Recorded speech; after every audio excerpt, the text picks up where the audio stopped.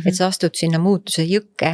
Ja sa ei tea, kus sa ja sa ei tea, kuidas see muutus käib, mida sa koged ja niipea, ja nüüd see on seotud ka selle mõtlemisega, et kui sa selle uue mõtte ära mõtled ja sa teed selle uue valiku, näiteks mina tegin selle valiku, et ma otsin seda rahu ja ma jään kriitilises olukorras kohale ja tunnen ka rahu, mis on täiesti peaaegu võimatu teha, aga tegelikult on tehtav, kui sa lased sellel mõttel oma kehast läbi. Et siis kõik hakkab nagu sulle vastu töötama, su keha hakkab sulle vastu töötama, päris ebamugav on, või sina küll seda ei suuda või ära sa sinna küll mine või kas sa ikka oled kindel või et kas sa saad hakkama või kas see liiga kallis ei ole. Oota, ühesõnaga, siis kui me kohtame vastupanu ebamugavust, siis see näitab lihtsalt ära, et tõesti muutus on hakanud toimuma. Naiste jutud.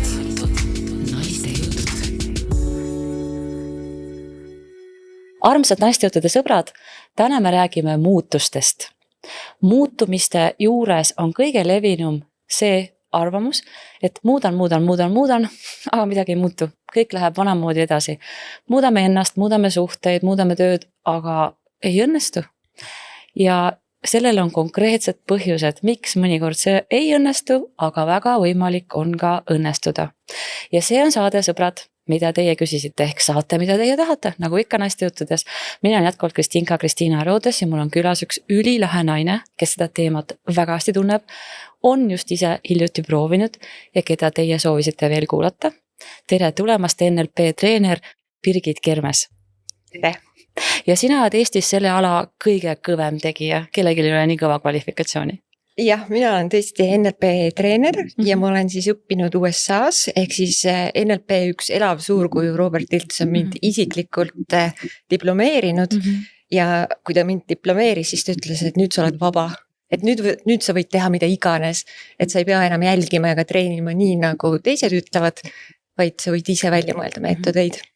Ja kes siis tänast saadet ainult kuulab, siis tulge kindlasti digiajakirjad.postimees.ee, saate meid ka näha, saate lisaks lugeda, saate väga-väga palju praktilist kasu ja kellele meeldib Birgit, mulle väga meeldib, teile meeldis, 100 inimesed kirjutasid, et nad tahavad teada nendest asjadest, millest me nagu põgusalt nagu mööda navigeerisime.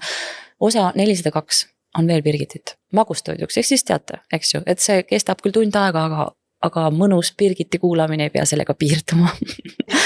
Aga võtame kohe selle muutuste asja, et mis on see põhiline konks, miks meil ei õnnestu muutuda? Miks need asjad läbi kukuvad nii tihti? No kõige põhilisem konks on see, et esiteks me lükkame muutumist edasi. Ehk siis igasugune muutumine, me ütleme, et kuule, et alustaks homme. Või siis, et ega asi nii hull ka ei ole, et tegelikult ikkagi nagu võib veel niimoodi edasi jätkata. Ehk siis esimene asi, et me ei tee seda otsust teadlikult, et nüüd ma päriselt tahan muutuda. Ja kui mina ka näiteks kliendiga alguses räägin, siis ma küsin, et okei, et mis su motivatsioon on, et kui palju sa suudad veel kannatada selles vanas olukorras.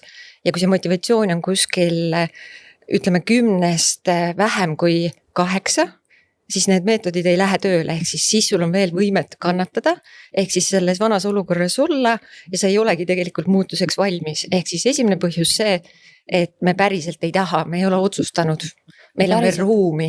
Eestlaste vanasõna ütleb, kes kannatab, see kaua elab. Mina ütlen, et kannatamine on ainus asi, mis tuleb kohe lõpetada, et seda võib teha maksimaalselt 10 sekundit ja 10 sekundit selles mõttes, et siis sa saad aru, et sa kannatad ja siis sa ütled stopilt. Mis juhtub meie ajuga, kui me kannatamist naudime ja jätkame? Ja tegelikkuses sul on täitsa õigus, et kui sa küsisid mu käest, et miks me siis ei muutu, point ongi selles, et me oleme tegelikult nendest kemikaalidest, mis meil stressiga tekivad sõltuvuses. Ehk siis alateadlikult meile meeldib kannatada ja me jätkame seda ja me kukume sinna tagasi ja millele see põhineb siis sellele, et see kannatus on meile tuttav. No nagu, et sama päev, sama jama, aga tean juba, mis jama on. Ehk siis õnnetu olemisest saab sõltuvusse jääda. Ja et kui mina... Kui raju statement see on praegu minul jaoks täitsa nagu, ma ei tea, 10 kiriku kella oleks hakanud kolkima peas. Ei, see on täiesti, et kui sa vaataks ikka ise enda ellu, siis sa kindlasti leiaksid kohti, kus mõnda sõbrannat või sõpra võib-olla sa vajadki ainult selleks, et talle kurta. Ehk siis ta ongi sul ainult selleks, et kinnitada siis seda identiteeti, seda ohvri identiteeti. Ehk siis sa helistad talle ainult sellepärast, et kinnitada, et jah, ma kannatan. Ja see on täiesti, kui ma õpin praegu nagu nende neuroteadlastega ühes USA grupis, siis seal üks naine just ütles, et see oli nii õudne hetk, kui ma sain aru, et mu parim sõber on mul ainult selle jaoks, et kinnitada, et ma olen olemas ja et ma kannatan. Aga kas seda saab muuta ka seda, milleks oma sõpra kuritarvitad, sest et minu meelest see nagu päris okei ei ole, kuigi ma kindlasti ise teen seda viga ka. See on lihtsalt alateadlik protsess, et loomulikult see ei ole alati niimoodi, et see sõpru kasutad ainult kannatamiseks, aga aju vajab seda stressihormooni, ehk ta muutub sellest sõltuvaks. See on üks karm asi, ma just praegu mõtlen, et üks minu parimaid sõpru on Merit, ma täitsa teadlikult nagu peegeldan tagasi, millest me räägime, ehk siis kui me on kellelgi mingi keeruline koht, siis me jagame seda ja siis ma kogu aeg vaatan, et meil oleks nagu hästi mitmekesine see, et seal oleks ka salatit ja natuke hakkliha ja et me jagaksime rõõmu, jagaksime inspiratsiooni, jagaksime tulevikku vaatavaid asju nagu tagasi vaatavaid, ehk siis kuna ma nii väga armastan seda suhet, siis ma tahan nautida seda nagu kõiki selle aspekte, mitte unustada ennast ühte kohta, nii et ma väga loodan, et kuigi seda kannatamisvärki ma kindlasti olen ka teinud. Aga sa küsisid mu käest seda muutumise valemit, et tegelikult muutumise valem neuroteaduse mõttes on kindlasti see, et kui me mõtleme samu mõtteid, siis me teeme sisuliselt samu valikuid. Samad valikud viivad meid samade käitumiste ja samade tegevusteni. Samad tegevused annavad meile siis sama kogemuse ja sama kogemus tekitab täpselt sama tunde. Ja kui meil tekib kogu aeg sama tunne, siis see jälle luubib siis seda, et meil tekivad samasugused mõtted, ehk meil tuleb rohkem siis näiteks negatiivseid mõtteid, kui me alustasime negatiivse mõttega. Et ma võin tuua ühe näite. Nõiaring just, et me paneme ise selle luupima, et seda nimetatakse siis thinking ja feeling tsükliks, ehk siis mõtlemise ja tundmise tsükkel, et kui sa mõtled negatiivselt, siis sa tunned negatiivselt ja negatiivne tunne tekitab uusi negatiivseid mõtteid ja kui sul on ajus neid juba eelnevalt olemas, siis sul tekib masendus, eks, halb tunne ja siis on juba veres need depressiooni kemikaalid ja nii ta läheb, et ega sealt välja murda on väga raske ja sellepärast öeldaksegi, et sa pead kontrollima oma mõtteid. Juba alguses. Aga teine asi on see, et ega maailm ka sulle appi tule, sest et kui sa oled selle oma negatiivsuse peal, siis kõik, mis sul tagasi peegeldab, kinnitab ju seda. Nüüd sa tõid ühe väga huvitava neuroteaduse teema sisse, et kui ma ennem rääkisin, et okei, et oletame, et see mõte on negatiivne, aga välja sa saad siis murda ainult niimoodi, et sa reaalselt täiesti selle self-awareness, siis mis eesti keeles on siis eneseteadvus. Ja enese jälgimine, enese vaatlemine kõrvalt, et sa otsustad, et ma tahan muutuda ja sa siis täpselt sama olukorra kohta mõtled midagi teistmoodi, mõtled mingi mõtte, mis tekitab uue valiku, uue käitumise, uue kogemuse ja seejärel tekib uus tunne. Ja siis hakkab luupima ju uus tunne.